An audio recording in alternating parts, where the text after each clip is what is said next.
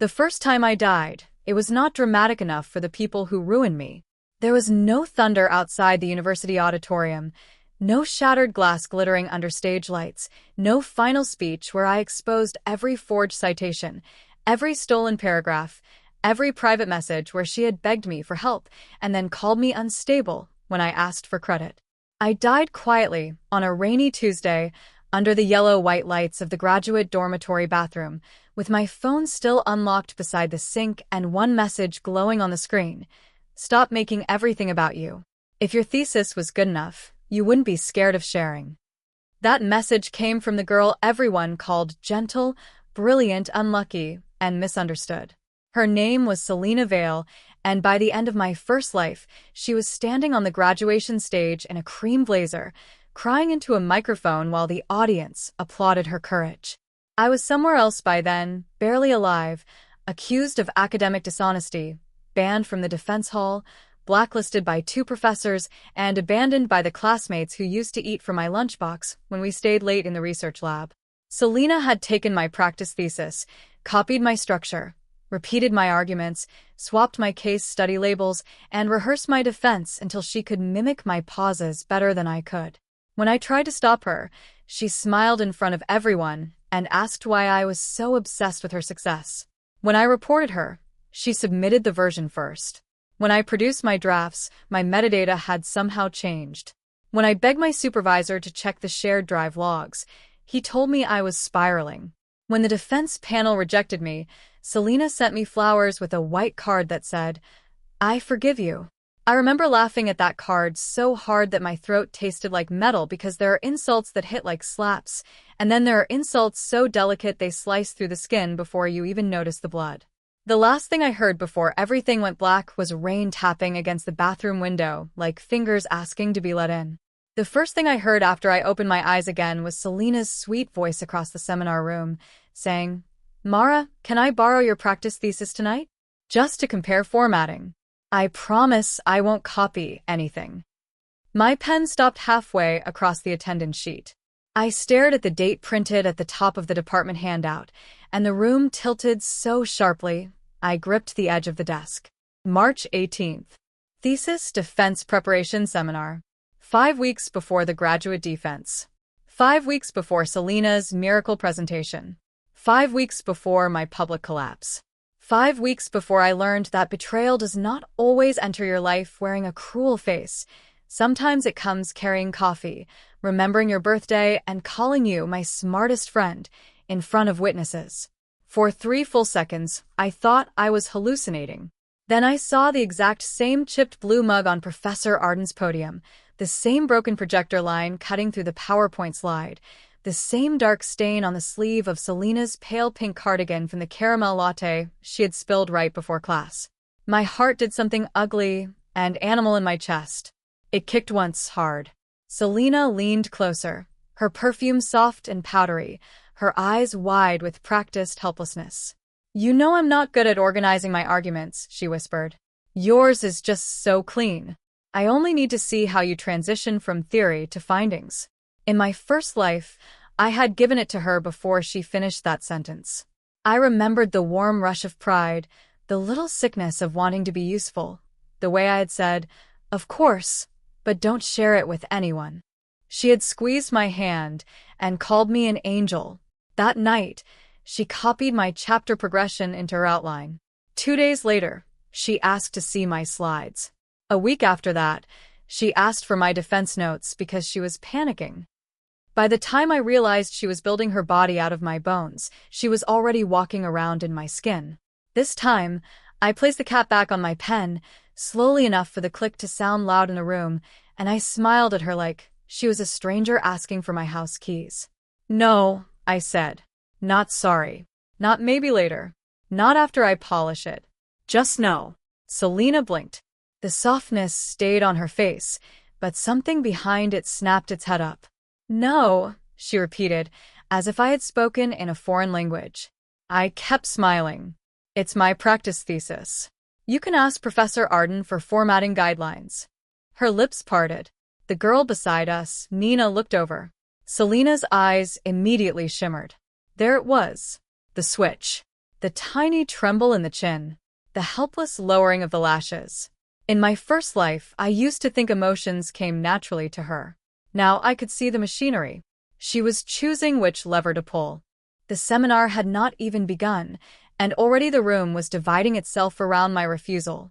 I saw it happen with a clarity that made my skin cold. Nina's eyebrows rose, not in judgment yet, but in curiosity. Jason, who sat 2 rows ahead and had once borrowed my annotated bibliography before pretending he had always planned to use those sources, turned halfway around. Professor Arden was still adjusting the projector, unaware of the little fire starting behind him. Selena lowered her voice, but not enough. "I just thought we were helping each other," she said. Her eyes moved around the nearby desks, collecting witnesses like coins. "Everyone else shares drafts." I leaned back in my chair. "Then ask everyone else." A tiny silence opened. Not a dramatic one. The kind people pretend not to notice while leaning toward it. Selena's fingers curled around her notebook. "I didn't mean to upset you." There it was again, the painted doorway she wanted me to walk through. If I said I was not upset, I sounded defensive. If I explained, I sounded selfish. If I softened, she would get what she wanted. I had lost a whole life answering traps politely. I folded my hands over my blank notebook and said, "You didn't." Selena stared at me, waiting for the rest. The apology, the justification, the nervous laugh, the female social tax paid in extra words. I gave her nothing. Professor Arden cleared his throat at the front. "All right, everyone. Today we'll be discussing oral defense readiness, especially how to respond when a panel challenges your methodology." A laugh almost tore out of me. Methodology. In my first life, Selena had survived her defense because she had memorized my answers to the expected methodology challenge. She never understood the design. She didn't have to. She had watched my practice recordings, copied my phrasing, and repeated my explanation about sample bias with a small thoughtful pause that the panel mistook for confidence. But when Professor Lennox asked me a similar question at my defense, I froze, because Selena had already used my strongest answer in her earlier slot. It sounded rehearsed when I said it. Worse, it sounded stolen. The panel's faces had hardened one by one. I could still hear Professor Lennox's voice. "Miss Everly, your response is strikingly similar to Miss Vale's." The memory almost made me crush my pen. This time, Selena would not rehearse with my work. She would rehearse with air. Professor Arden began by asking each of us to state our thesis title, central research question, and one possible weakness in our argument. I remembered this exercise perfectly because in my first life, Selena had stumbled through hers, then later begged me for examples, then somehow appeared at her final defense with a weakness section so polished it made 2 panelists nod. My turn came third. I stood, smoothed my dark skirt, and spoke clearly. My thesis examines how institutional language in academic misconduct procedures can shift perceived burden of proof from administrative bodies onto students, especially in cases involving collaborative research environments. My central question asks how procedural phrasing affects student self-defense strategies, and one weakness is that my interview sample overrepresents students who chose to contest allegations rather than withdraw. Professor Arden looked pleased. Good. Clear scope. Specific limitation. In the first timeline, I had said more. I had mentioned the comparative framework, the case analysis, the 3-stage coding model, and the phrase soft presumption of guilt, which later appeared in Selena's thesis, like a stolen heirloom displayed in a glass cabinet. This time, I stopped before giving away the spine. Selena was 2 seats away, writing fast. When her turn came, she stood with her notebook pressed to her chest. Her title, as always, sounded pretty but hollow. Resilience Narratives in Student Academic Appeals. She smiled at Professor Arden, then at the class.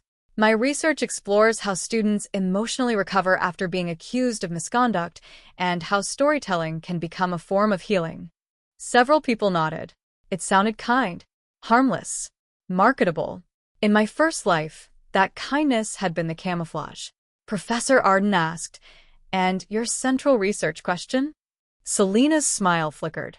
"How do students, use personal narrative to reconstruct their academic identities after institutional conflict. Not terrible. She had taken that line from a paper I recommended in January. Professor Arden nodded. Weakness. She glanced toward me. Just once. Like a hand reaching for a railing that was not there anymore. The weakness is probably that emotional narratives are subjective, so it might be difficult to generalize.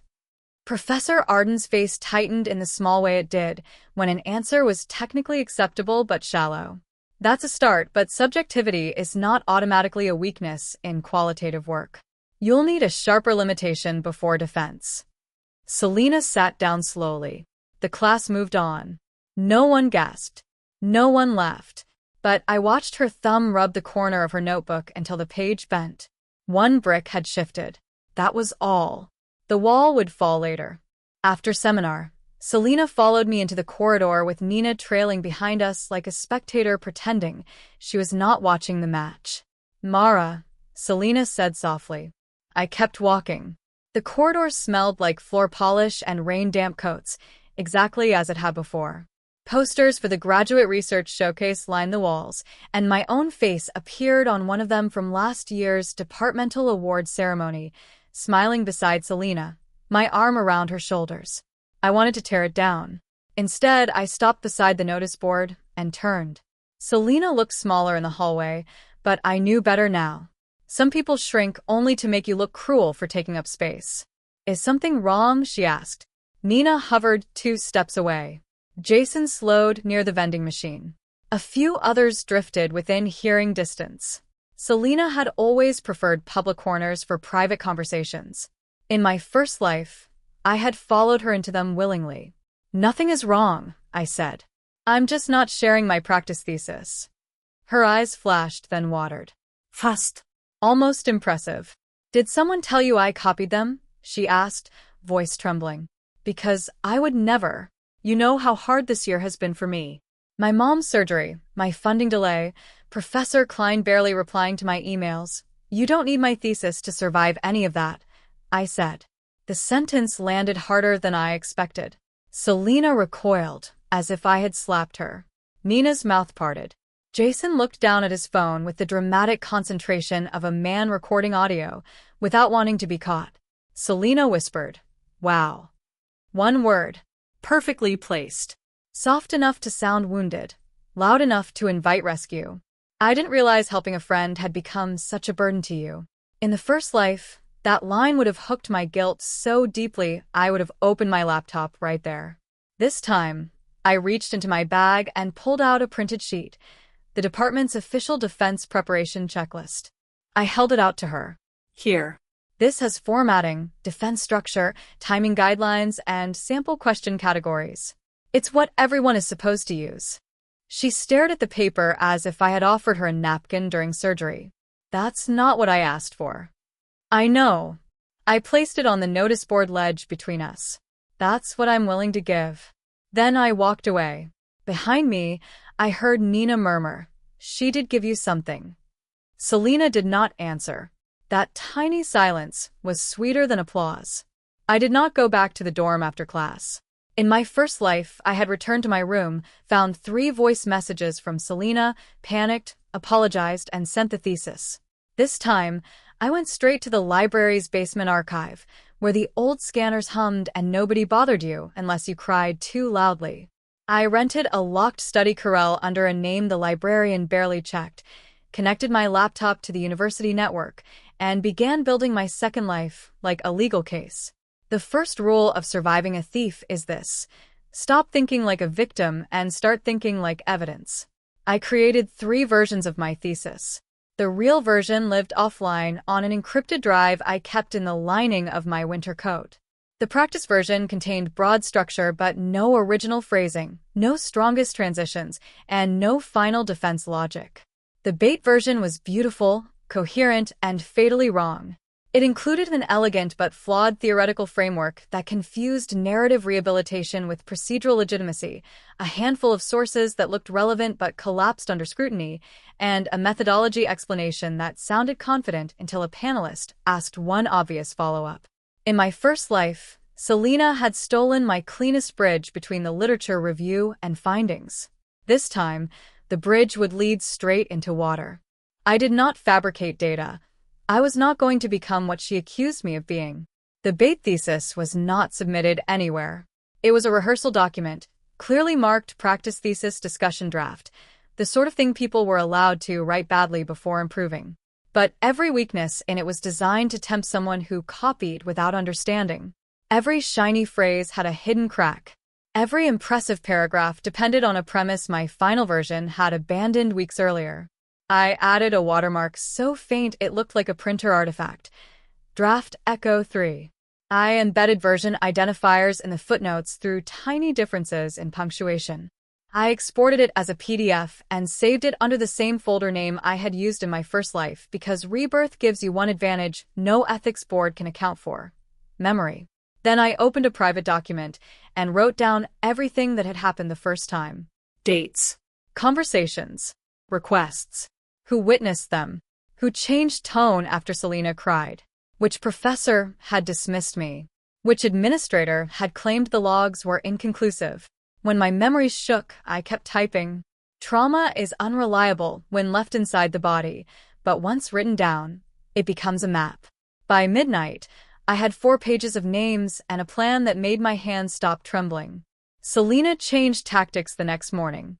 She arrived at the research lab carrying 2 coffees and wearing the cream ribbon she used whenever she wanted to look especially harmless. "Peace offering," she said, placing one beside my keyboard. I did not touch it. In my first life, she had learned my coffee order before she learned my research question. That used to flatter me. Now it felt like watching someone study the lock before stealing the door. "I don't drink coffee from open cups anymore," I said. Her smile froze. "It has a lid." "I know." I opened my laptop and turned the screen slightly away. She laughed, a small confused sound. "Okay. Are we doing this now? Are you going to treat me like some criminal because I asked for a draft?" The lab went quiet in that selective way academic spaces do, where nobody turns around but every keyboard slows. I clicked into the university's cloud system and opened a blank document. "I'm here to work, Selena." She leaned closer, lowering her voice. "You embarrassed me yesterday." "No," I said. "You asked for my thesis in front of people." I answered in front of people. Friends share. Friends don't pressure. Her face changed then. Not fully. Just enough for me to see the person who had sent anonymous screenshots to the department, the person who had told my supervisor I was becoming paranoid, the person who had practiced crying before meetings because tears made older faculty uncomfortable. Her voice went thin. "You've gotten cold." I finally looked at her. "No. I've gotten specific." The line slipped out before I could stop it, and for a moment, even I was surprised by how much I meant it. Selena picked up the coffee she had brought me and held it against her chest. "I hope you don't regret pushing people away before defense." There it was, the first threat dressed as concern. I smiled, and this time it was not kind. "I hope everyone defends with their own work." She walked out. 30 seconds later, Nina's phone buzzed. Then Jason's. Then 3 other phones across the lab. I did not need to see the messages to know what they said. Selena had always been faster with a group chat than with a literature review. By lunch, the story had become that I was refusing to help anyone, hoarding resources, and acting superior because I had won last year's departmental methodology prize. By afternoon, someone had posted in the cohort chat, "Can we make a shared defense prep folder for people who actually believe in collaboration?" 3 heart reactions appeared immediately. Selena did not react. She never needed to. Her friends built the stage, and she stepped onto it looking reluctant. I watched the messages scroll while eating a sandwich in the law library courtyard, where wet leaves stuck to the stone benches and nobody from my department usually came. In my first life, I would have typed a long explanation. I would have said I did believe in collaboration, that I had shared sources all year, that I only wanted boundaries around original thesis structure. They would have picked apart every sentence until I sounded defensive. This time, I uploaded the official department checklist to the group chat with one note. "Happy to share official resources. I won't be sharing my thesis draft." Then I muted the chat. The backlash bloomed without me. That was the hardest lesson of my second life. You do not have to attend every trial people hold for you in their heads. Still, my stomach twisted. Rebirth did not make me fearless. It made me informed. There is a difference. I still remembered the final hearing where Professor Arden avoided my eyes, where Selena cried into tissues, where the academic integrity officer said intent was difficult to prove, where I realized everyone thought my anger was uglier than her theft. I still remembered calling my mother and lying that everything was fine because she had already worked double shifts to help pay my fees. I still remembered the bathroom floor. Knowledge did not erase pain. It gave pain a direction. That evening, I visited Professor Arden during office hours with a printed copy of my current thesis abstract and a prepared question about narrowing scope. I did not accuse Selena. I did not mention fear. I asked clean academic questions and documented the meeting afterward in an email. Thank you for today's guidance, I wrote. As discussed, I will avoid circulating thesis drafts beyond formal supervision channels and will rely on official departmental preparation materials for peer practice. He replied 10 minutes later. Sensible approach. I saved the email in 3 places. The second rule of surviving a thief. Make honest people confirm the obvious before dishonest people muddy it. The following week, Selena organized a supportive practice circle in Seminar Room 4B. She invited everyone except me, which she made sure I learned through Nina, who approached me with the expression of someone carrying news and hoping it exploded. Selena said you probably wouldn't want to come, Nina said, pretending to examine the vending machine. Because of, you know. I pressed the button for sparkling water. Because of what? Nina shifted. Because you're not sharing. I share official resources. Yeah, but people feel like you're judging them. I took my bottle from the machine and twisted the cap. For wanting to practice? For needing help. I looked at her then, really looked, and saw the same nervous hunger I used to have, the need to stay liked, to stay safe inside the group, to make someone else's unfairness sound reasonable so you did not have to confront it. In my first life, Nina had testified that I seemed possessive of my thesis. Not maliciously. That was almost worse. She had simply repeated the weather everyone else claimed to feel. Nina, I said quietly, needing help is normal. Wanting someone else's thesis is not. She flushed. I didn't say that. No. Selena did. The bottle hissed as I opened it. The sound made both of us blink. I walked away before she could decide whether to defend herself or Selena. That night, I sat in the back row of the library and watched through the glass wall as the practice circle gathered in 4B. Not stalking. Not spying. Observing a public room from a public hallway, my laptop open to my own work. Selena stood at the front, smiling nervously, receiving encouragement like tribute. Jason projected a shared slide deck titled Defense Survival Bank. Someone had contributed sample panel questions. Someone else had uploaded transition phrases. Selena clicked through them, nodding. She looked almost convincing from a distance. Then Professor Klein entered. That surprised me. In my first life, he had ignored Selena until the last week, then suddenly became her loudest defender after she claimed I was targeting her. Now he leaned against the doorframe, listening. Selena turned pale, but recovered quickly. Professor, we're just peer practicing.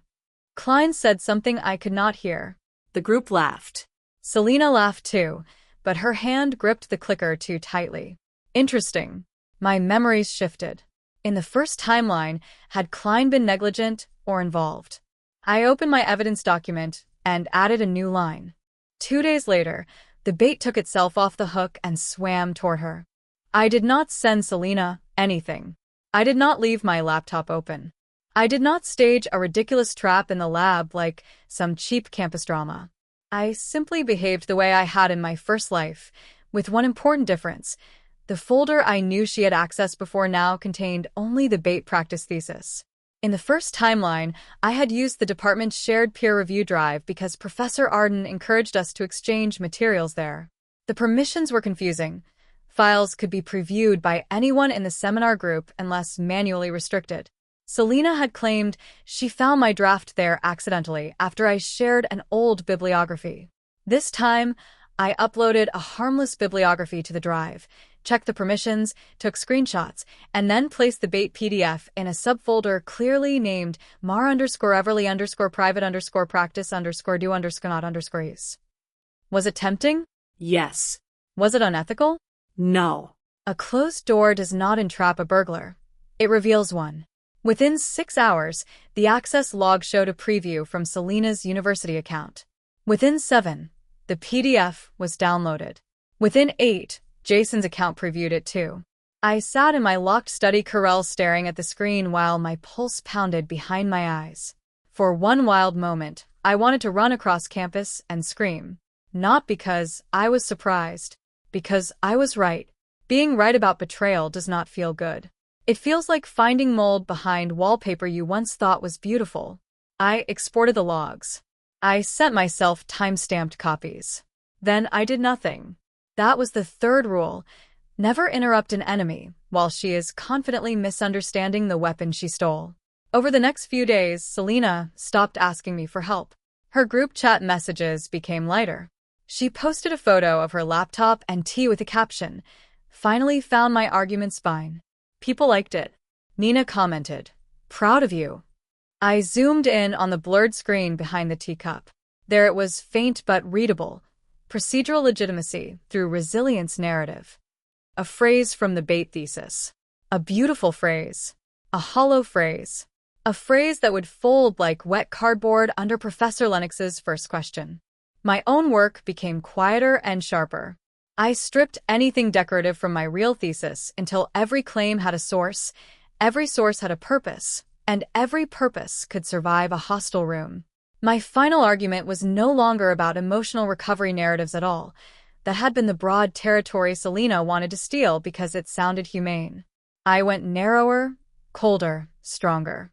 I examined how appeal documents used passive institutional phrasing to obscure decision-makers, turning "evidence was reviewed" into a wall with no visible hands behind it. I built a coding framework around agency deletion, procedural compression, and burden migration. It was not flashy. It was defensible. More importantly, it was mine. Professor Arden noticed the change during our next supervision meeting. "This is much tighter," he said, tapping my revised chapter. "You've moved away from the more narrative-heavy frame." "It was too easy to misunderstand," I said. He looked over his glasses. "By readers or by you?" In my first life, that question would have made me panic. This time, I answered honestly. By anyone looking for emotional language instead of procedural mechanics. He studied me for a moment. "That's a mature revision." I smiled. "Thank you." After the meeting, he asked whether I had joined the peer practice circle. I said no. He frowned slightly. "Peer practice can be valuable. So can boundaries." He sat back. For a second I saw annoyance, then something else. Maybe respect. Maybe simply the fatigue of a professor realizing his students were not children, just dangerous adults with footnotes. "Fair," he said. "Make sure you practice aloud with someone." I almost laughed. In my first life, I had practiced aloud with Selena until she could steal the rhythm of my breathing. This time, I practiced with the only person in the department who had nothing to gain from me, Dr. Mira Shah, a visiting lecturer from the law faculty who had once told me my argument was too polite for the violence it describes. I emailed her expecting no reply. She responded in 7 minutes. "Come Thursday. Bring your worst question list." During our first practice, she interrupted me before I finished my opening sentence. "Stop asking permission from the room," she said. "You know your work. Stand like it." I started again. She interrupted again. "No apology before your limitation." Again. "Do not smile when describing institutional harm." Again. "If a panelist misunderstands you, correct the premise before answering." By the end of the hour, I was sweating through my blouse and almost happy. Real preparation feels nothing like theft. It hurts in places copying cannot reach. Selena, meanwhile, was becoming adored. That was the part that still scraped at me. She did not collapse immediately. She bloomed first. She wore softer colors. She posted late-night study updates. She began speaking in seminar with a new vocabulary that made people tilt their heads appreciatively.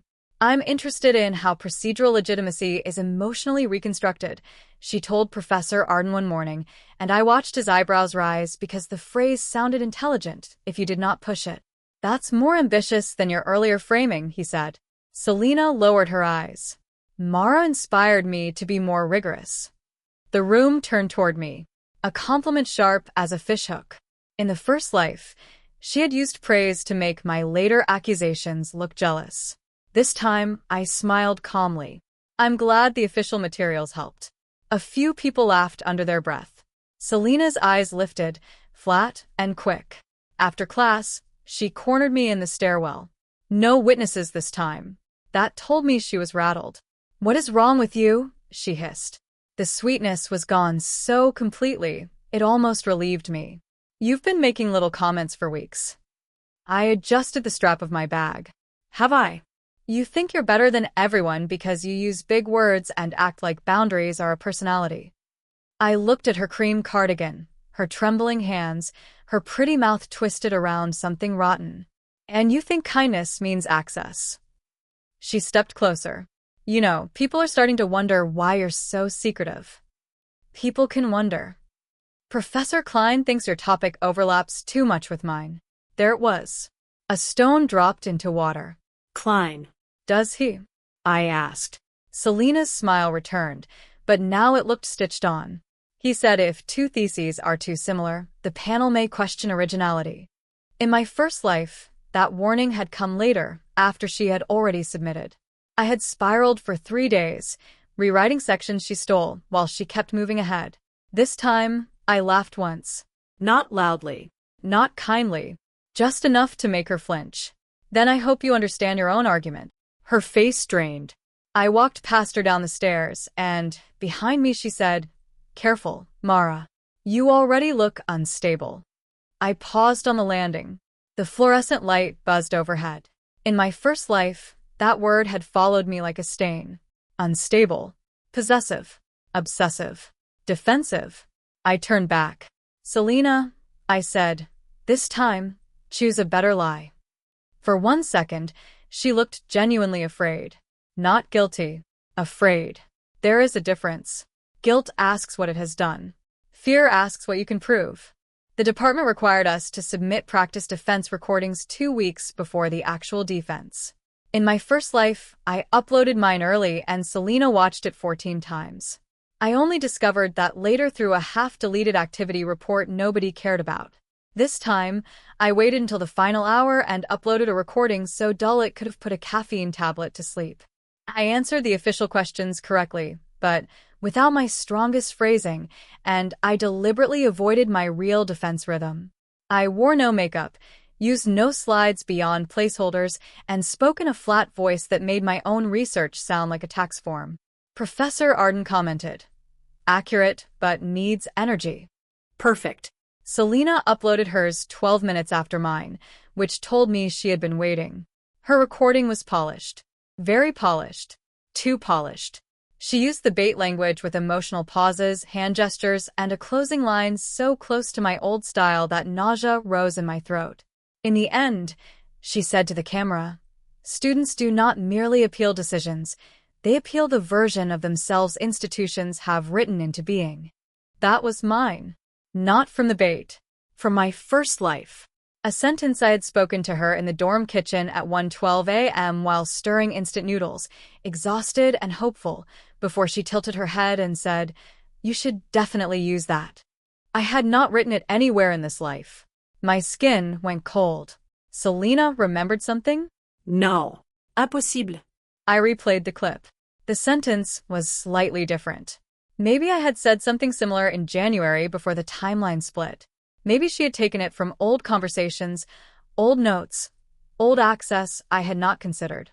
The anger that rose in me then was not hot. It was white and clean. She had stolen from more than documents. She had been collecting me for months. I downloaded her recording, saved it, transcribed it, and began matching phrases to every conversation I could remember. Some came from the bait. Some came from old seminar comments. Some came from a presentation I gave last semester. Selena was not copying a file. She was assembling a counterfeit Mara out of every piece of myself I had ever shared freely. For 1 hour, I sat frozen. Then I opened a new document titled Overlap Matrix. Column 1, Selena's phrase. Column 2, source. Column 3, date first used. Column 4, evidence. Column 5, vulnerability under questioning. By dawn, I had 37 entries. If she wanted to wear my voice, she could choke on the seams. The first formal warning arrived as an email from Professor Klein, copied to Professor Arden and the graduate coordinator. Dear Mara, it began, falsely warm. A concern has been raised regarding substantial conceptual overlap between your defense materials and another candidate's work. This may be coincidental given shared departmental themes, but I recommend you prepare to clarify your original contribution. My hands went numb, but only for a second. In my first life, that email had shattered me because I thought authority meant truth. This time, I read it like a chess move. Selena had complained first. Klein had positioned himself as neutral. The phrase "another candidate" protected her while making me look suspect. I drafted 3 responses before choosing the shortest. Dear Professor Klein, thank you for flagging this. I am confident in the originality of my work and can clarify my contribution at defense. For transparency, I have maintained dated drafts, supervision records, and access logs for all materials. I will rely on my submitted thesis and approved defense slides. Best, Mara. Then I did something I had never done in my first life. I copied Dr. Shaw. Within 20 minutes, she replied all. Mara's current project, as discussed with me on March 28th and April 3rd, is specifically focused on passive institutional phrasing, agency deletion, and procedural burden migration. If there is alleged overlap, it would be useful to identify the precise materials and dates rather than leaving the matter vague before defense. I read that email 6 times. Not because it solved everything, but because someone had used the word precise on my behalf. Vague accusations thrive in polite darkness. Dr. Shaw turned on a light. Professor Arden responded next. Agreed. Any originality concerns should be handled through formal channels with specific documentation, not informal implication. Klein did not reply. Selena sent a message to the cohort chat 20 minutes later. Reminder to be kind. Defense season is stressful, and some people are taking things very personally. I almost admired her speed. Almost. Then I noticed the typing bubble from Nina. It appeared, disappeared, appeared again, then vanished. No message. Another brick shifted. The week before defense, the university held a mock panel session in the old moot courtroom because the main auditorium was being renovated. The room had dark wooden benches, narrow windows, and a witness stand nobody used, but everyone glanced at nervously. In my first life, Selena had performed beautifully there because I had spent the night before coaching her through mock questions until my voice cracked. This time, she entered with Jason and Nina beside her, carrying printed notes bound in a blue folder. She looked radiant. That word sounds too generous, but it is true. Some people become most beautiful when they think they are getting away with something. She wore pearl earrings, a white blouse, and the faint smile of a martyr who had already forgiven the crowd for doubting her. I sat 2 rows behind her with my real notes in a plain black folder and the overlap matrix tucked inside. Professor Arden, Professor Lennox, and Dr. Shaw sat at the panel table. Klein arrived late and took a seat near the back, which interested me. He was not on the mock panel. He wanted to watch. Professor Lennox, a severe woman with silver hair and no patience for decorative thinking, explained the rules. Each candidate will give a 5-minute opening. We will ask 2 questions. This is not graded, but it should be treated seriously. Selena volunteered to go early. Of course she did. She had always understood the advantage of first impressions. She walked to the front, opened her slides, and began. Her voice was warm, steady, just fragile enough. My thesis examines resilience narratives in student academic appeals, particularly how institutional conflict reshapes identity and how students reconstruct legitimacy after accusation. I watched Professor Lennox's pen move.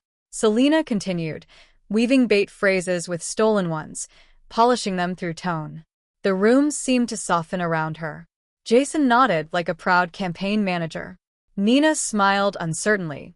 Then Selena reached slide 4. My faint watermark, Draft Echo 3, did not appear because she had copied text manually into her own slides. But the flawed framework did.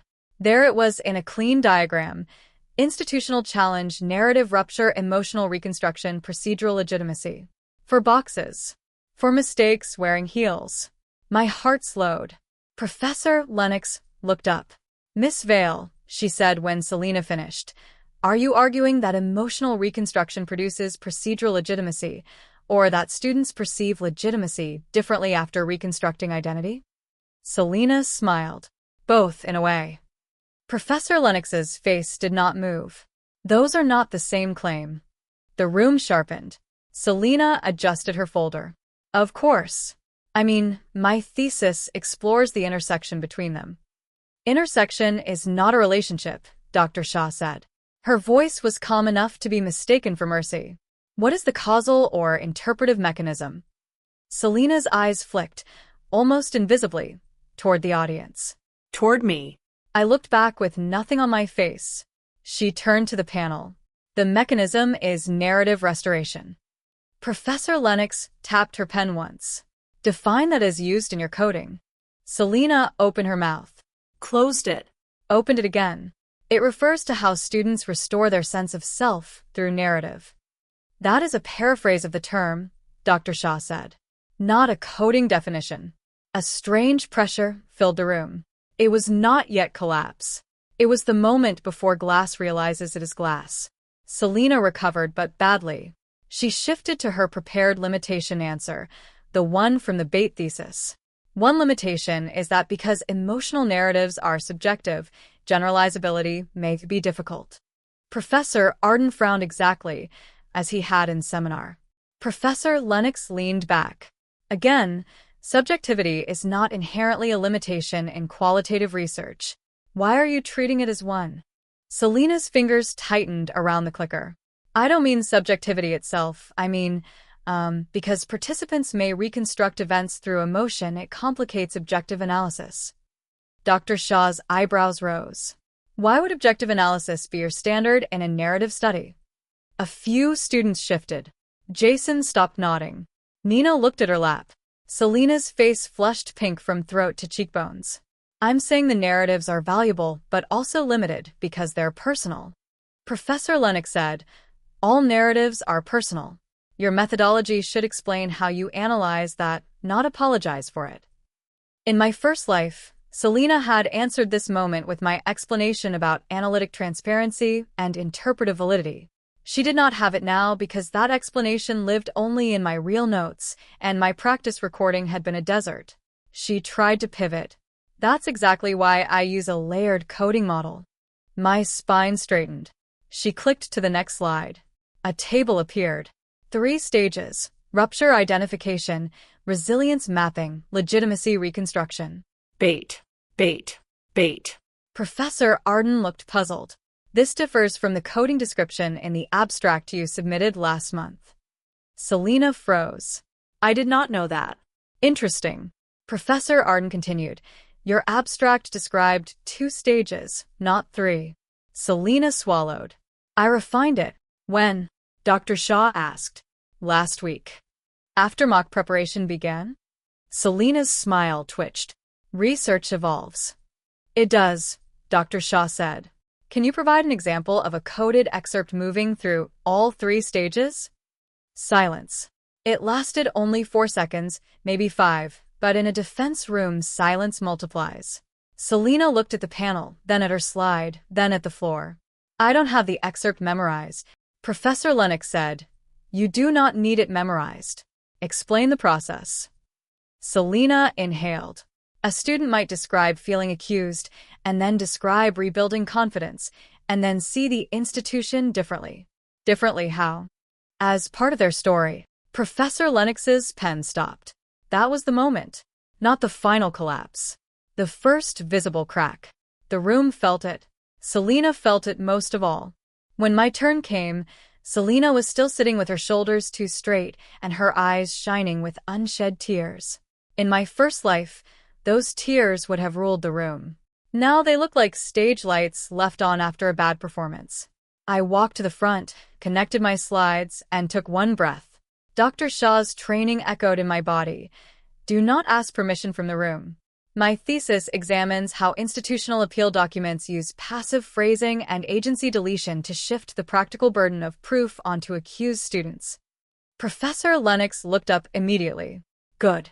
I analyzed 23 appeal decision letters and procedural templates through a 3-part coding framework: actor visibility, action specificity, and burden migration. My argument is not that students feel harmed by institutional language, though many do. My argument is that certain linguistic structures make it harder for students to identify who made decisions, what evidence was weighed, and where a challenge can be directed. I saw Professor Arden nod once. I saw Klein shift in the back. I did not look at Selena. My slides were plain, almost severe. No pastel diagrams. No emotional arc. Just examples, codes, and findings. When I reached my limitation slide, I said, the sample overrepresents contested cases because withdrawn appeals rarely leave document trails. This limits claims about all accused students, but strengthens analysis of cases where procedural language is actively tested. Professor Lennox asked the first question. How do you distinguish agency deletion from standard bureaucratic style? I had practiced this. More importantly, I understood it. I treat bureaucratic style as the baseline, not the exception. An instance is coded as agency deletion only where the document describes a decision or evaluative act without identifying the actor despite identifying actors elsewhere in the same procedural chain. For example, a letter may state, the student submitted evidence to the panel, then later, it was determined that the evidence was insufficient. The asymmetry matters because agency is visible for the student, but invisible for the decision maker. Professor Lennox's pen moved quickly. Dr. Shah asked, what prevents your analysis from becoming an argument that all passive voice is harmful? I answered, nothing in the thesis requires that claim.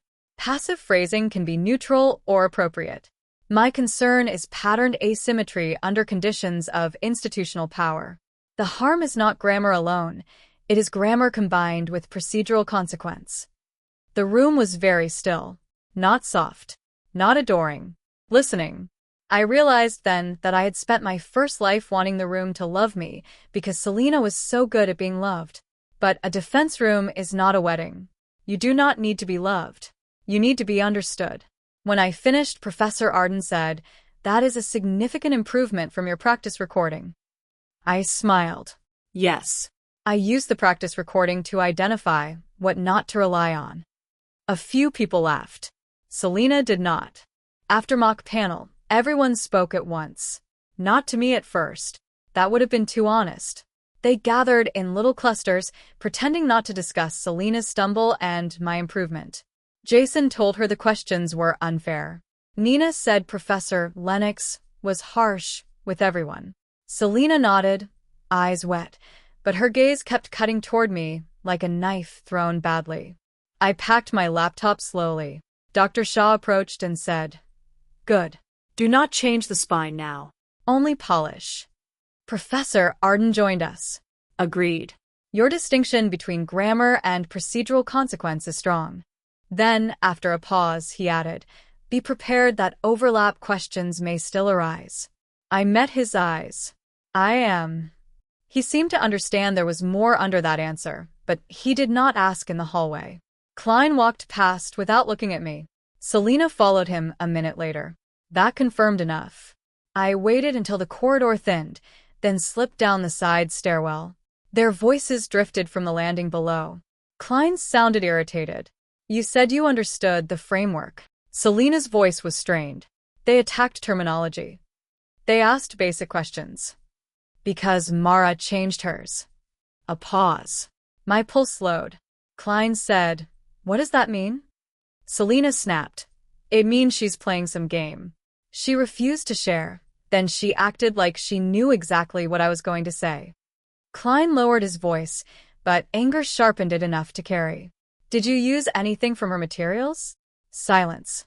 Selena's silence was different from before. Not helpless. Calculating. Everyone uses shared materials, she said finally. Klein cursed under his breath. That is not an answer. I stepped back from the stairwell door, heart hammering. In my first life, I had imagined Selena as the spider and Klein as the negligent professor who failed to see the web. Now I saw something Messier. He had helped her because he believed her version, maybe because he disliked me, maybe because her research made his supervision record look better, maybe because some academics love a student who knows how to flatter their theories. But he had not expected stupidity. Theft is only useful when the thief can carry what she steals. Selena had dragged a grand piano into the street and called it luggage.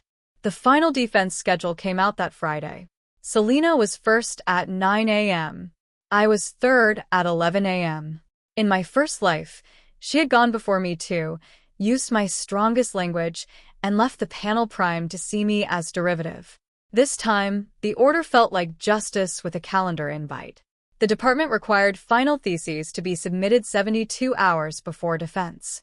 I submitted mine at 8:03 a.m., received confirmation, and printed the receipt. Selena submitted hers at 11:58 p.m., 2 minutes before deadline. I knew because the shared candidate portal displayed timestamps for all submissions after a glitch nobody in administration bothered to fix. Her title had changed. Reconstructing Legitimacy, Resilience Narratives in Academic Appeal Identity. The bait phrase had crawled into the title itself. I sat at my desk staring at it for a long moment. In another life, seeing that would have broken me. In this one, it almost made me sad. Almost. Then an email arrived from an unfamiliar address. Graduate Office. Review at University. EDU. Subject. Pre-defense documentation request. My body went cold. The message stated that due to a concern about possible conceptual overlap between two candidates, I was invited to submit any dated materials demonstrating the development of my thesis. Invited. Such a polite word for being pushed toward a cliff.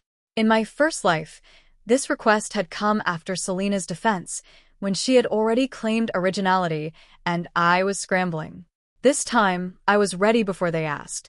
I replied with a concise cover note and attached a timeline: January abstract, February supervisor comments, March revision memo, Arden's email confirming my decision not to circulate drafts, Dr. Shaw's meeting notes, version history screenshots, and access logs showing Selena and Jason downloaded the private practice draft.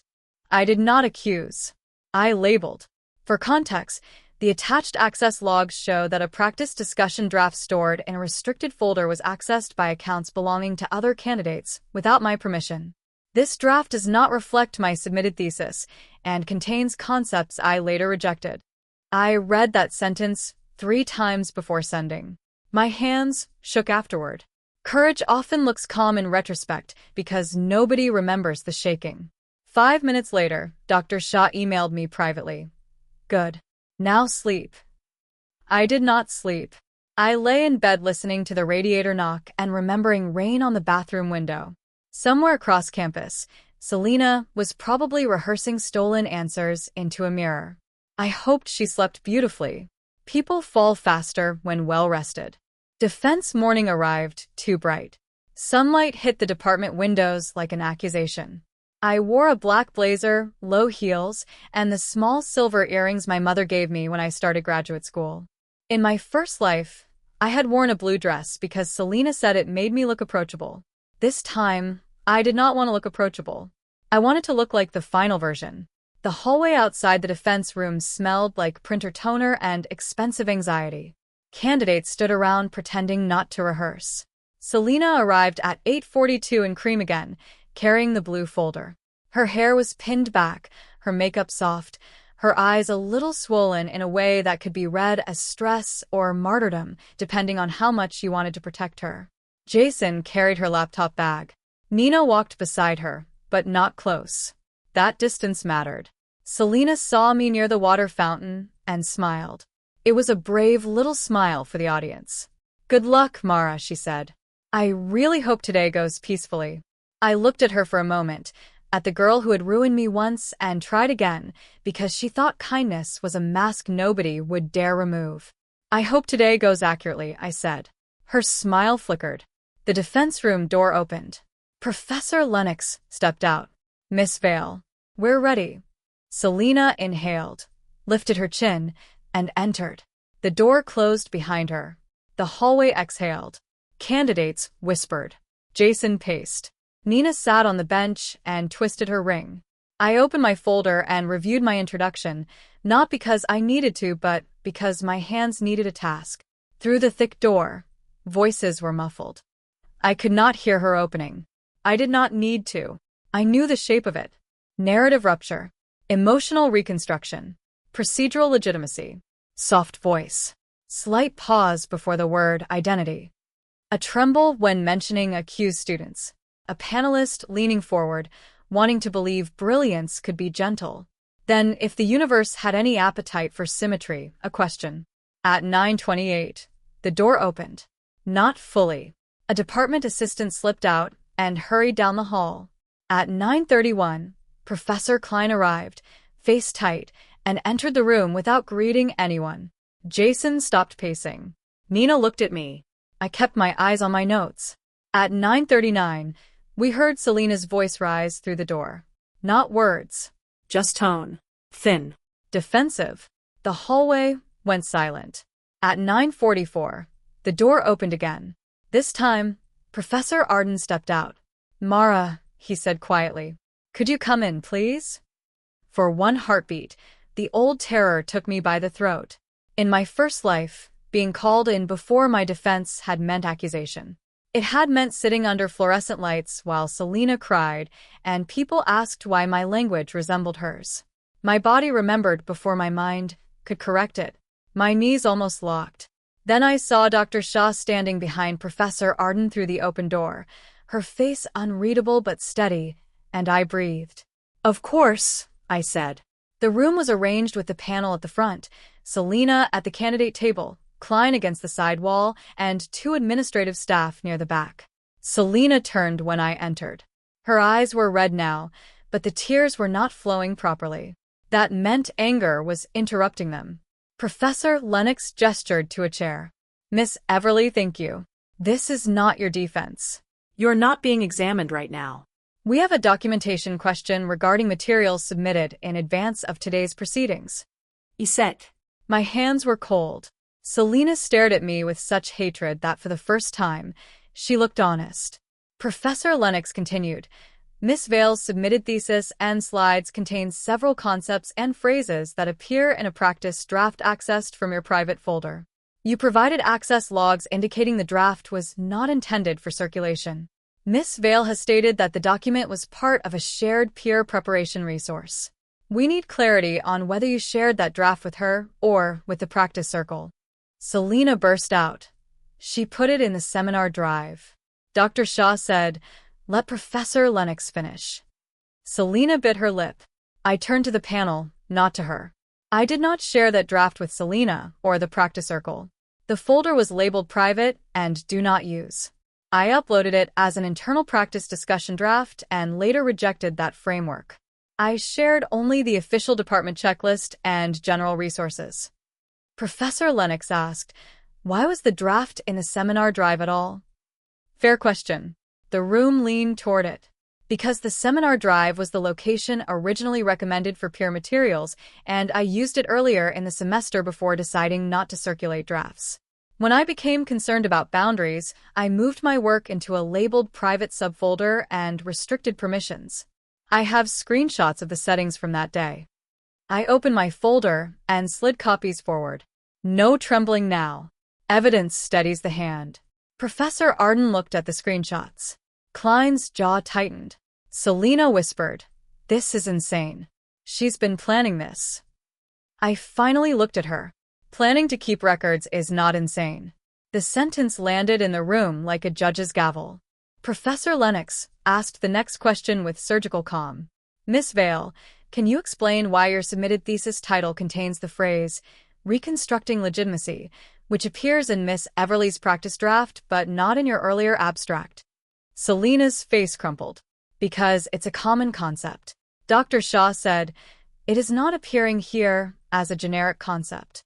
It appears as part of the same four-stage framework, with similar terminology and sequence. Selena turned to Klein. Professor? That one word revealed more than any confession. It was not a student asking a panelist. It was a client asking a handler. Klein stepped forward. We should be careful not to criminalize normal academic influence. These students work in adjacent areas. Professor Arden said, adjacent work does not explain unauthorized access. Klein snapped. The file was in a shared drive. I said quietly, behind a restricted folder labeled private. The administrator at the back cleared her throat. The access log does show direct download by Miss Vale's account after the folder permission change. Selena's tears finally spilled. I was desperate, she said. The room changed temperature. There it was, the pivot from denial to suffering. I thought it was a sample. Everyone was sharing. Mara had been so cold to me, and I didn't know what to do. I didn't copy intentionally. I read it, and maybe some language stayed with me, but I wrote my own thesis. I worked so hard. In my first life, that speech saved her. Not because it proved innocence, but because it made consequences feel cruel. This time, Professor Lennox did not soften. Miss Vale, this is a doctoral-level defense, not a memory exercise. Your submitted conceptual framework mirrors a draft you were not authorized to access. During questioning, you were unable to define core terms or explain your coding mechanism. That is not a matter of language staying with you. Selena covered her mouth. Jason, visible through the small window in the door, looked like he wanted to disappear into the hallway wall. Nina was not visible. I wondered if she had left. Professor Lennox turned to me. Miss Everly, you may go. Your defense time remains scheduled. We may need to speak with you afterward. I stood. Selena's voice cut across the room. You set me up. I paused at the door. No, I said. I stopped saving you. Then I left her in the room with the work she had chosen. The hallway swallowed me whole. Everyone stared. Jason stepped toward me, then thought better of it. One of the other candidates whispered, "What happened?" I walked past them to the restroom, locked myself in a stall, and shook so hard the metal door rattled. Victory, if that was what this was, did not feel like the stories promised. It felt like surviving a car crash, and finding your legs still worked. I pressed my palms against my eyes until sparks bloomed. The old timeline kept overlaying the new one. Selena in cream applauded. Me in disgrace, sobbing into my sleeve. Selena saying she forgave me. Me apologizing to people who had watched me drown. The present tried to correct the past, but pain is stubborn. It does not update immediately just because facts do. After a minute, someone entered the restroom. Heels clicked. The sink ran. Then Nina's voice said, "Mara?" I froze. "I know you're in here." I almost stayed silent. Then I opened the stall. Nina stood by the mirror, face pale. "I didn't know," she said. I laughed once, exhausted. "You didn't ask." She flinched. "I should have." The apology hung there, incomplete but real enough to hurt. In my first life, Nina had not apologized. She had sent one message after everything. "I hope you heal." I had hated her for that almost as much as I hated Selena's flowers. Now she stood in front of me with tears in her eyes and no audience. That mattered. "She made it sound like you were punishing her," Nina whispered. "Like you had all these resources and wanted everyone to fail." I washed my hands because I needed something ordinary to do. "She always makes access sound like kindness." Nina nodded slowly. "Jason downloaded it too." I looked at her in the mirror. "I know." He said Selena told him you approved it. Of course she did. The web was wider. Did he use it? Nina hesitated. He added some of the question prompts to the practice bank. I don't think he understood where they came from. I dried my hands. That's still his problem. Nina looked down. "I'm sorry." This time, I did not comfort her.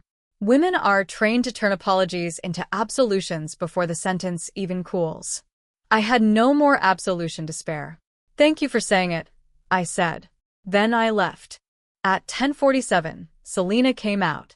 Not collapsed, not screaming, not dragged away by security like a cheap revenge fantasy. She walked out with Professor Klein beside her and the graduate coordinator behind them, her face white except for two bright patches on her cheeks. Her defense had been suspended pending review. That phrase traveled down the hallway faster than fire. Suspended pending review. Not failed. Not yet. Academia rarely slams doors when it can build a committee around them. But everyone understood. Selena had entered the room as the department's fragile star and emerged as a question mark with mascara under her eyes. Jason tried to approach her. She snapped something at him and kept walking. For 1 second, her gaze met mine. I expected rage. I expected tears. What I saw was calculation returning through panic like a shark fin through water. She was not done. People like Selena do not stop when exposed. They change genres. At 10:55, my phone buzzed with an email from an anonymous account. Subject: You'll regret humiliating her. I almost smiled. In my first life, anonymous threats had made me feel hunted. This time they felt like receipts. I forwarded it to the graduate office and Dr. Shaw. At 11 o'clock, Professor Lennox opened the door and called my name for my defense. I entered the same room where Selena had cracked less than an hour earlier. Her water glass was still on the candidate table, untouched. A faint crescent of lipstick marked the rim. The assistant moved to clear it, but I said, "It's fine," and placed my black folder beside it. Not because I wanted her ghost there. Because I wanted to know I could speak in a room she had tried to poison. Professor Lennox began, "Miss Everly, whenever you're ready." I looked at the panel, at Professor Arden, at Dr. Shaw, at the empty side chair where Klein had been. He was not present. Good. Or maybe not. It no longer mattered. I began. My thesis examines how institutional language can redistribute procedural burden without openly acknowledging that redistribution. My voice did not shake. Halfway through, I realized I was not performing survival anymore. I was defending research. The distinction almost made me cry. The questions came hard. Harder than mock. Professor Lennox challenged my sample size. Professor Arden questioned whether my coding categories overlapped. The external examiner, a man named Dr. Bell who had been silent during Selena's disaster, asked whether my argument risked overstating harm by focusing on language rather than outcomes. In my first life, that kind of question would have felt like an attack. This time, it felt like an invitation to prove I belonged. The thesis does not claim language alone determines outcomes, I said. It claims language shapes navigability. A student may lose an appeal for valid reasons, but still be denied procedural clarity through documents that obscure decision-making actors. My analysis focuses on that clarity gap. Dr. Bell nodded slightly. And how would you measure navigability beyond textual analysis?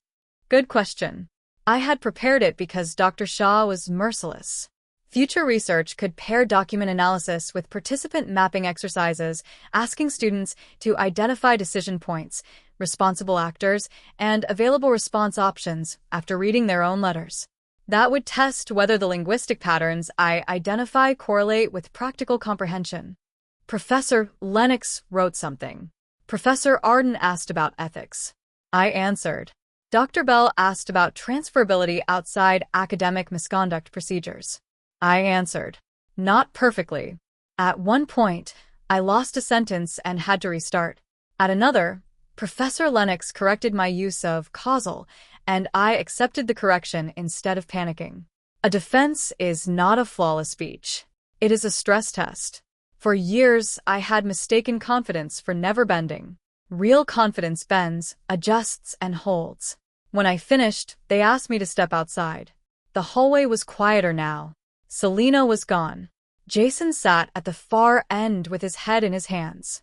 Nina stood near the window and gave me a small nod. I stood alone outside the door, staring at a poster about research integrity, so long the words blurred. After 12 minutes, Professor Arden opened the door. "Congratulations," he said. My body did not understand the sentence. He smiled, tired but genuine. "You passed with minor revisions." The hallway tilted again, like it had the day I woke up, but this time I did not grip a desk. I covered my mouth. Dr. Shah stepped out behind him and said, "Minor means minor. Do not rewrite the universe." I laughed, and it came out broken. Professor Lennox offered her hand. Strong defense. Sharpen the language around harm and navigability in Chapter 5. I shook her hand. Her grip was dry and firm. Thank you. Past. Minor revisions. In my first life, I had heard investigation, concern, withdrawal, reputational risk. In this life, I heard past, and the word felt almost too large to carry. By evening, the official story was already mutating. Selena's friends said she had been ambushed. Klein's supporters said the department had overreacted. Jason claimed he had no idea the document was private, even though the folder name had 4 words, and 2 of them were private and not. The cohort chat became a battlefield of careful phrasing. Nobody wanted to defend plagiarism directly, so they defended mental health, collaboration, pressure, unclear boundaries, anything adjacent enough to fog the glass. I did not participate. I ordered noodles from the cheap place near the train station, sat on my dorm floor, and ate them straight from the container while reading my past email again and again. At 9:12 p.m., my mother called. I had not told her about the rebirth, obviously, or the first timeline, or the bathroom floor, or Selena's flowers, or the way grief can arrive before the event because your body remembers a future that did not happen. I simply told her, I passed my defense. She screamed so loudly, I had to hold the phone away from my ear. Then she cried. Then I cried. For a few minutes, revenge disappeared and left only a daughter on the floor with noodles going cold, listening to her mother thank God in 2 languages. After the call, I opened my door and found an envelope on the floor. No stamp. No name. Inside was a printed screenshot of my Bait Drafts title page with 1 sentence written across it in red marker. You ruined her life for a thesis. My first reaction was not fear. It was exhaustion. People love saying you ruined someone's life when all you did was stop letting them use yours as raw material. I photographed the envelope, placed it in a plastic sleeve, and emailed campus security. Then I slept for 10 hours. When I woke, there were 6 emails from the graduate office, 1 from Dr. Shah, 3 missed calls from Nina, and a message from Selena. Just 1. Can we talk privately? I stared at it while sunlight moved across my blanket. In my first life, I had begged her for a private conversation after the accusation, and she had replied, I don't feel safe around you. This time, I typed, no. Any communication can go through the graduate office. Then I blocked her number. Not because I was afraid of what she would say. Because some doors deserve the dignity of staying closed. The review moved faster than anyone expected, probably because the evidence was embarrassing. Universities can tolerate many things, but not scandals with timestamps. Selena's thesis defense remained suspended. Her submitted thesis was referred to the Academic Integrity Board. Jason received a formal warning for unauthorized access and distribution of peer materials, though he avoided harsher consequences by providing the practice bank records. Klein was removed from Selena's review process due to conflict concerns, which the department described as procedural caution. That phrase made me laugh, so Dr. Shah asked if I was all right. Procedural caution was academic language for, we found smoke and are checking whether the building is already on fire. A week after my defense, Professor Arden asked me to meet with him. I expected awkward congratulations.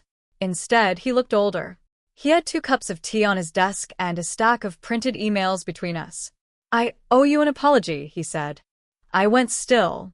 Apologies from authority figures are rare animals. You do not want to startle them. For what? I asked, though we both knew. He folded his hands. For not taking your boundaries seriously earlier. And for allowing vague overlap concerns to reach you without demanding specifics first. In my first life, he had never apologized. He had signed the report that destroyed me, then avoided the hallway where I sat crying. This apology did not fix that life, but it altered something in this one. Thank you, I said. My voice sounded distant. He continued. There is something else. Selena has alleged that you intentionally planted a flawed document to sabotage her. I smiled faintly. Did she explain why she used a document she was not authorized to access? Professor Arden's mouth twitched despite himself. That is the central issue. I wrote a bad practice draft. I did not submit it as hers. Exactly. He hesitated. Still, be prepared. Her family has contacted the dean. There it was. Selena's final form. Not student, not victim, but daughter of donors. In my first life, I had learned too late that her father funded a research scholarship in the humanities faculty. Not enough to buy the university outright. Enough to make administrators speak softly. I placed my teacup down. Then I want all communication documented. Professor Arden nodded. Wise. I almost laughed. They had called me unstable for documenting things. Now it was wise. Time is not the only thing Rebirth changes. Power changes the names of your habits. Selena's family lawyer sent a letter 3 days later. Not to me directly, but to the university with my name threaded through it like a threat. It claimed I had engaged in malicious academic entrapment, targeted emotional harassment, and deliberate reputational destruction. The phrase malicious academic entrapment was so absurd I wrote it on a sticky note and stuck it above my desk as motivation. Dr. Shaw was less amused. Do not respond emotionally, she said over the phone. You respond through evidence. I know. No, you know because you have trauma. I'm telling you because you need discipline. That was Dr. Shaw's gift. She never mistook pain for strategy. Together, we prepared a statement. It was factual, chronological, boring in the most lethal way. I did not call Selena a thief. I stated she accessed a restricted draft. I did not say she copied me. I listed overlapping phrases and framework elements. I did not say she lied. I attached her contradictory statements. First that the document was shared, then that she thought it was a sample, then that language merely stayed with her. I included my real thesis development trail showing that my submitted work had diverged from the draft before her final submission. Boring truth is underrated. Drama invites debate. Documentation exhausts it. Meanwhile, Selena posted a vague statement online. This year taught me that not everyone who smiles beside you wants you to succeed. Some people weaponize your lowest moments and call it integrity. It gathered sympathy until someone anonymous, not me, posted a screenshot of the folder name, mar_everly_private_practice_do_. The comments shifted. Not all at once. People resist changing sides because it embarrasses them to admit the old one was convenient. But doubt entered like water under a door. Wait, why was she opening a private folder? Is this the thesis thing? This is messy. Selena deleted her post within an hour. That night, Nina came to my door holding a paper bag of pastries. I know you don't owe me anything, she said before I could speak. But I brought almond croissants. I looked at the bag. In my first life, she had brought Selena's soup after the hearing. Are you apologizing with pastry? I asked. Badly, she said. I almost smiled. I let her in, not because forgiveness had arrived, but because I wanted to hear what she knew. Nina told me everything in a rush, sitting on my desk chair while I stayed on the bed with a pastry bag, between us like neutral territory. Selena had been collecting people's materials since January. Not just mine. Jason's statistics appendix. Lena's interview recruitment email. Omar's slide structure. She framed each request as panic, then praised the helper publicly, so they felt generous instead of used. Most of what she took was small enough to disappear into normal influence. Mine was different because my work gave her the central spine she lacked. She always talked about you, Nina said, picking at the edge of a napkin. At first it was admiration. Then it became, I don't know, like she thought you had too much. Too much what? Confidence. Attention. Arden's respect. The prize. Even your writing style. I stared at the wall. In my first life, I thought Selena stole my thesis because she was desperate.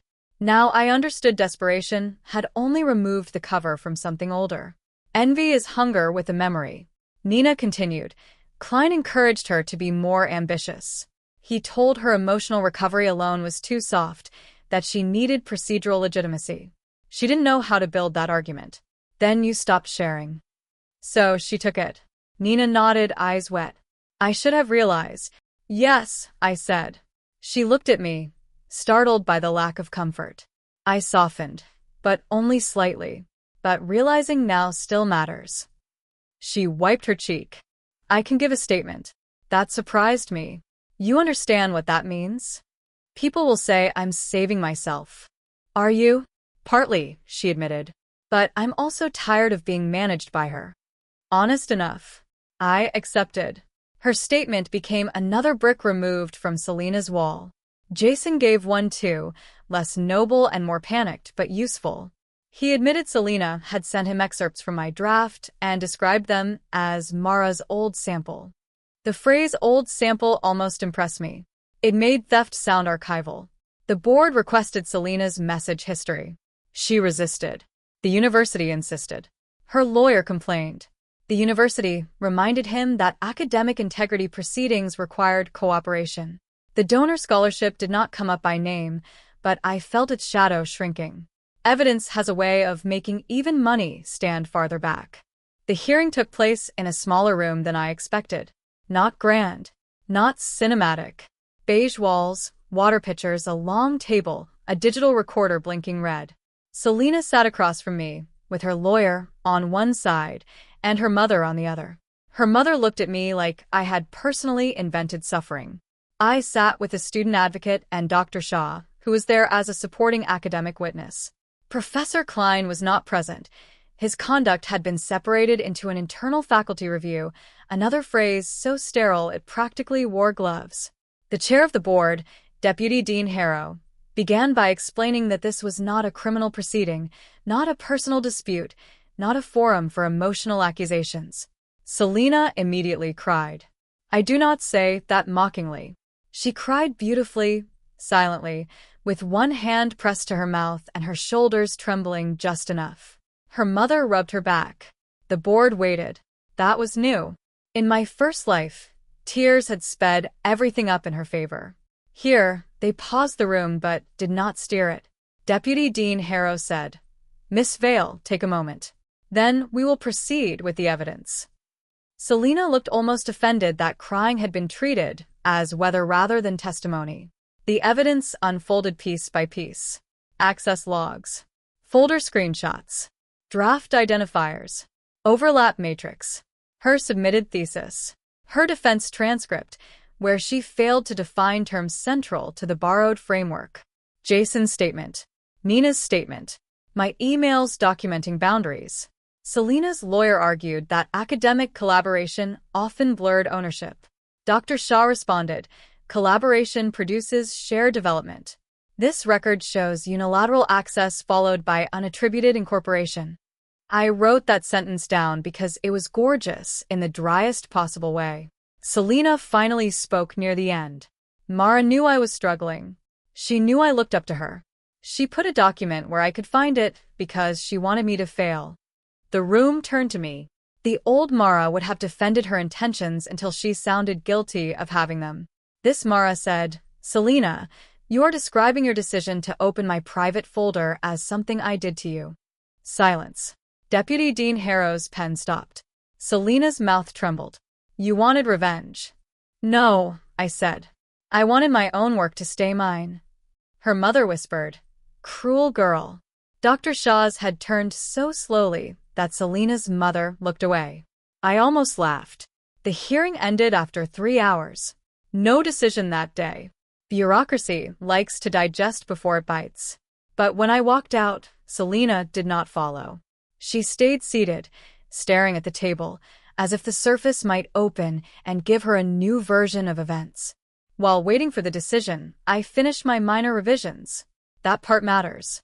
Revenge can become a second thief if you let it steal the life you saved. For 2 weeks, I woke early, revised Chapter 5, clarified navigability, tightened my conclusion, and sent the final copy to Professor Arden. I applied for a research assistant position with Dr. Shaw. I cleaned my dorm room.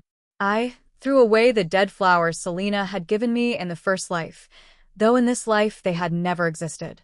That sounds impossible, but trauma leaves objects inside you even when time erases them outside. I threw away the memory by writing it on paper and burning it in a mug over the sink. Dramatic? Maybe. Effective? More than pretending I was above symbolism. Nina and I became something like careful allies. Not friends yet. Friendship is not a switch you flip because someone apologizes. She sent me documents for the board, and I sent her nothing personal. Jason avoided me entirely, which was the kindest thing he had ever done. Klein disappeared from campus for research leave. Selena stopped attending seminars. Rumors filled the space she left. Withdrawal, appeal, lawsuit, medical leave, transfer. I believed none of them until the official decision arrived. It came on a Wednesday afternoon while I was in the library basement, the same place where I had built the bait draft. Subject: Outcome of Academic Integrity Review. My hands went cold before I opened it. The board found that Selena had engaged in unauthorized access and substantial unattributed use of another candidate's draft materials. Her defense result was void. Her thesis submission was rejected. She would be allowed to resubmit a substantially new thesis after a 2-semester suspension, subject to supervision review. Not expelled, not destroyed. Consequences, not annihilation. A fairer ending than she had given me. I sat back in the corral and let the email blur. I expected triumph to rush in. Instead, I felt something loosen. Not joy. Release. The first life had ended with me unheard. This one had produced a record. Sometimes justice is not thunder. Sometimes it is an email with numbered findings and an attachment named Final Outcome. Selena found me that evening outside the Humanities building. I should have expected it. People who ask for private conversations and get refused often create them by force.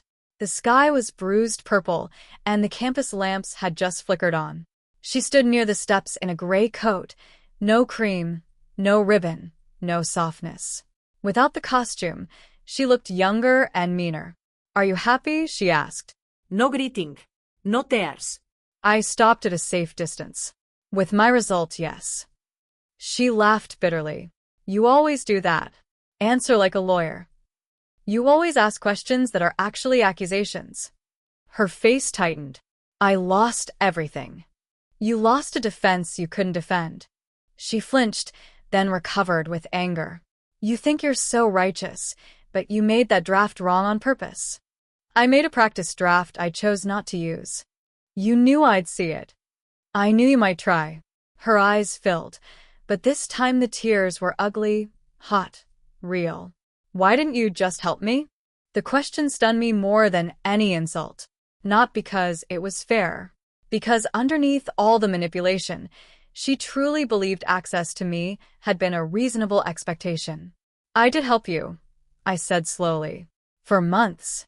I explained readings, shared resources, listened to you panic, practiced with you, encouraged you, and every time I gave you something, you decided the next thing was owed to." Selena shook her head. "You don't understand what it's like not to be naturally brilliant." There it was, the old myth. As if my work had floated down from the ceiling. As if I had not spent nights with burning eyes and cheap coffee, revising paragraphs until they stopped lying. "You're right," I said. "I don't understand calling someone else's labor natural so you can steal it without feeling guilty." Her mouth opened, then closed. For once, she had no prepared line. I continued, quieter. "You didn't want help, Selena. You wanted a shortcut that still let you feel like the victim." She stared at me, breathing hard. "Everyone will know what you did." "Good," I said. I kept proof.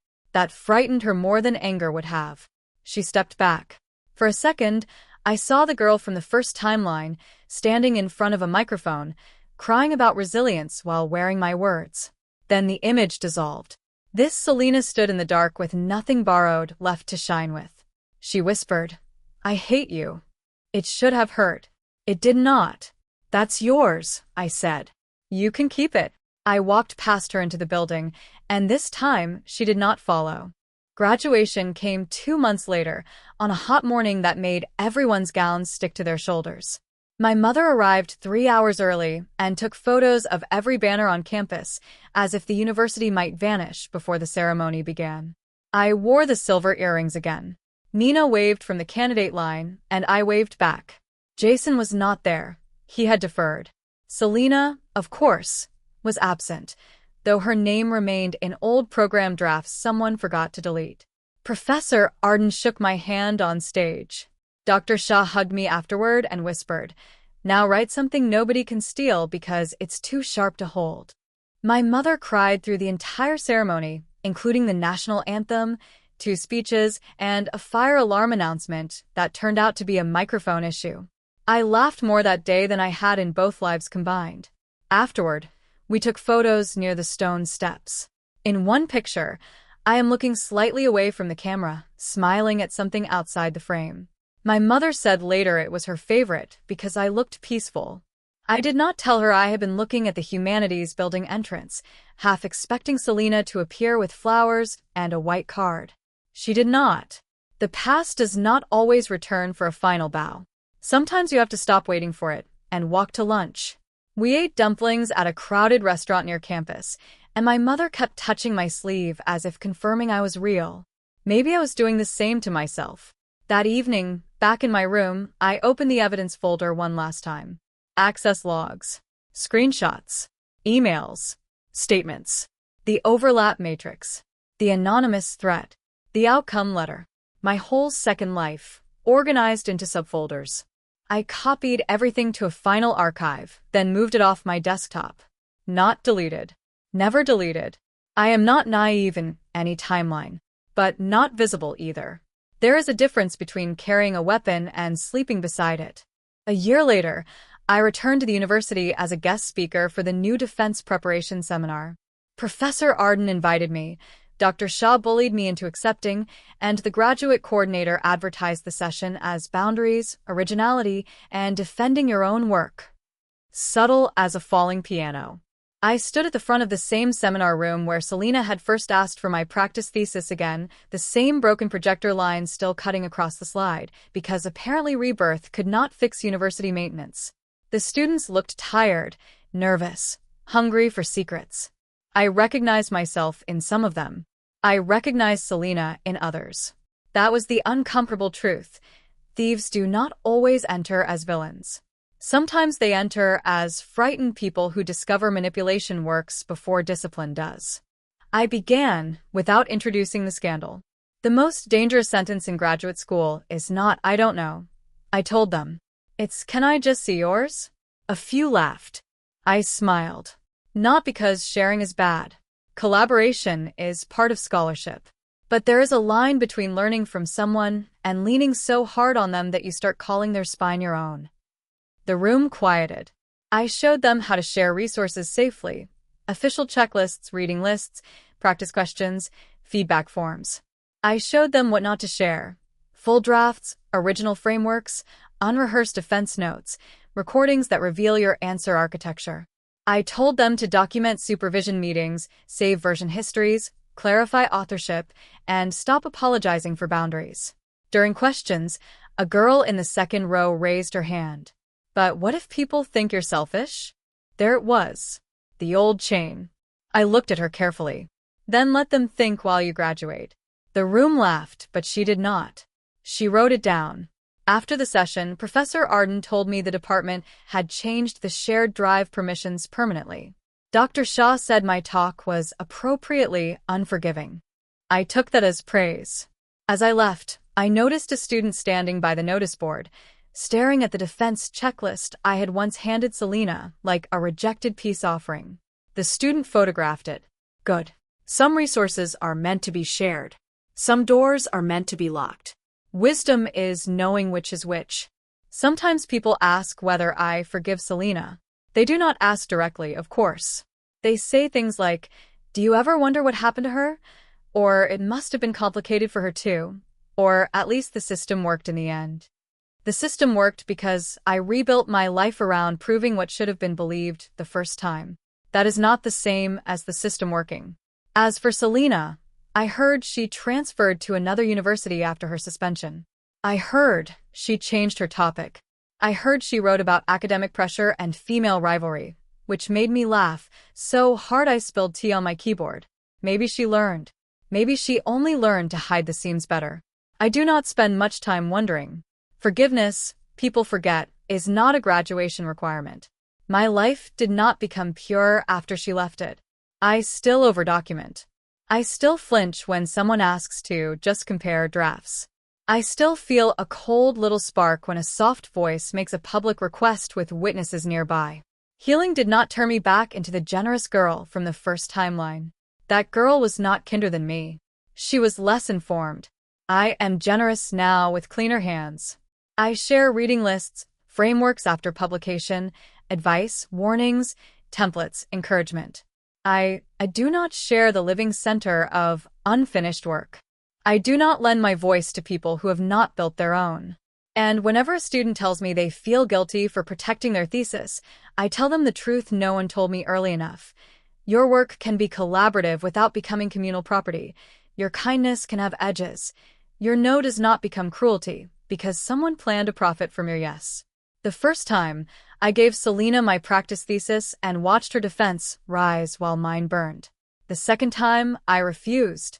She still found something to steal because thieves do not stop at locked doors. They test windows, vents, loose hinges, pity, guilt, and reputation. But this time, when she carried my false framework into the defense room, it collapsed in her hands. Fast. Again. Not because I destroyed her, no matter what she told herself in the dark. Because she walked into that room full of borrowed sentences and discovered the one thing she could not steal was understanding. And when my own turn came, I stood where she had fallen, opened my real thesis, and defended every word as mine.